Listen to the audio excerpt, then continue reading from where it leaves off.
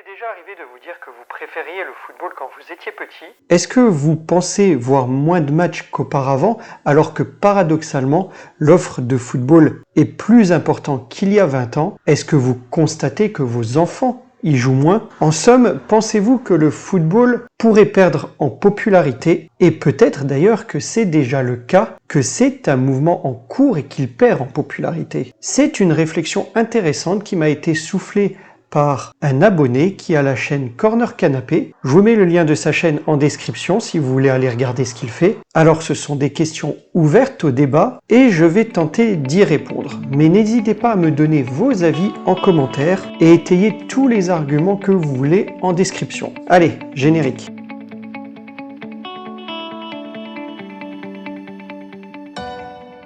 Bonjour les amis et bienvenue dans cette nouvelle vidéo concernant une réflexion sur la perte de popularité du football. Est-ce un état de fait? Cela pourrait-il arriver? On va tenter de voir tout ça tout de suite.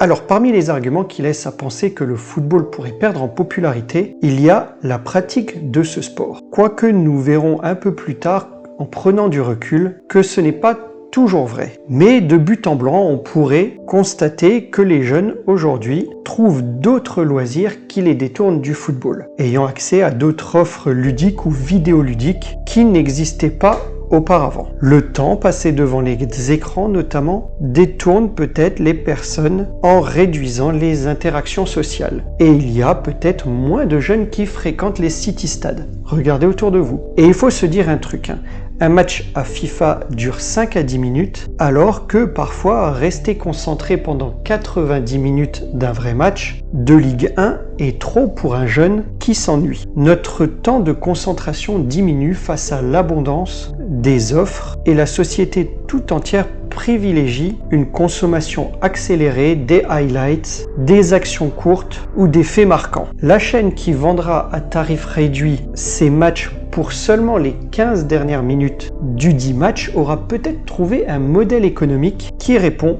à une demande. Ce qui m'amène au second point. Pour regarder ce sport, je le disais en introduction, l'offre de football n'a jamais été aussi abondante à la télé.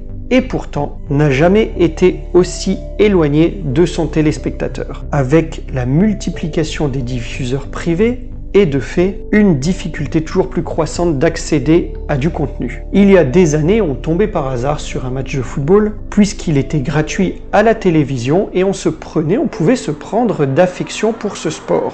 Aujourd'hui, hormis certaines compétitions, il faut que ce soit les parents qui aient un abonnement et qui aiment déjà le foot donc pour souscrire à une chaîne et donc transmettre en quelque sorte sa passion aux jeunes qui regardent. C'est d'ailleurs peut-être cette difficulté d'accès au contenu qui détourne le public vers d'autres loisirs. Le schéma enfin du foot professionnel qui est devenu plus une entreprise qu'un réel sport, avec une gouvernance qui met à l'honneur les grands championnats et les grandes compétitions qui rapportent de l'argent via les sponsors, les publicités et ces mêmes diffuseurs privés et dont les grands clubs sont autant coupables, se gavant sur les mêmes leviers. Tout ça fait perdre un peu de proximité qu'on pouvait avoir avec son club. Je pense que vous ressentez ça aussi un peu parfois. Ça peut être un sentiment qu'on retrouve à de rares occasions, comme par exemple les matchs de Coupe de France. Il est vrai qu'avec des agents trop payés, des salaires démesurés, en plus des championnats nationaux confisqués par les grands clubs,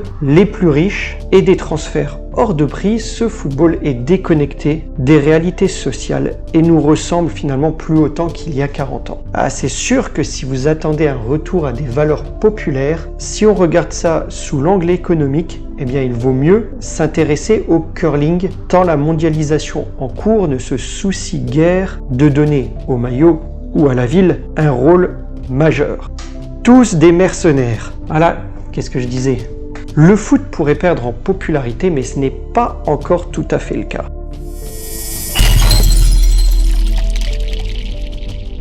En effet, je disais qu'au niveau de la pratique de ce sport, on pouvait s'en détourner. Mais quand on regarde les statistiques, le football est à son plus haut, avec 100 000 licenciés supplémentaires en 2019. Alors évidemment, ce sont des statistiques avant la crise Covid, mais la période de pandémie ne peut pas être révélatrice. Il y avait alors en totalité 2,2 millions de licenciés, avec une augmentation de 9% sur les 5 dernières années. C'est tout simplement la fédération sportive regroupant le plus de licenciés. Et si on regarde d'encore plus près, et bien que d'autres offres ludiques ou vidéoludiques émergent, comme je le disais, les licenciés ayant moins de 19 ans représentent plus de la moitié des effectifs de la 3F et sont plus nombreux que toute autre fédération sportive en France. Les sections féminines commencent elles aussi à croître doucement. Je vous mets en lien et en description le lien d'une étude statistique du ministère des Sports. Si vous êtes intéressé, allez la lire. Il n'y a pas donc de réel désintérêt dans la pratique du sport. Et ceux qui passent moins de temps sur le terrain au profit des jeux vidéo, par exemple, passent souvent du temps sur FIFA ou suivent les pros sur les réseaux sociaux. Maintenant, concernant le foot à la télévision, on peut aussi se dire, en prenant de la hauteur, que le foot reste le sport le plus accessible au monde et que la privatisation du foot par des chaînes payantes n'est au final que minoritaire, en tout cas pour le moment, dans le monde. Ailleurs que dans notre monde égocentré, le foot reste accessible à la télé. Et même ici, je suis persuadé que des gens trouvent le moyen de se regrouper pour voir des matchs d'une manière autre que conventionnelle. Mais il est clair que pour rester populaire partout, il doit être accessible par le plus grand nombre. Et il y a certainement un travail à faire ici, peut-être en donnant accès à des matchs à la carte comme c'est le cas en NBA, ou à quelques matchs en clair pour capter un public, comme en F1 il me semble, où quelques grands prix sont diffusés en clair. Mais corrigez-moi si ce n'est pas le cas, peut-être je me trompe, je ne suis pas un pro du domaine. Enfin, les footballeurs sont considérés par les jeunes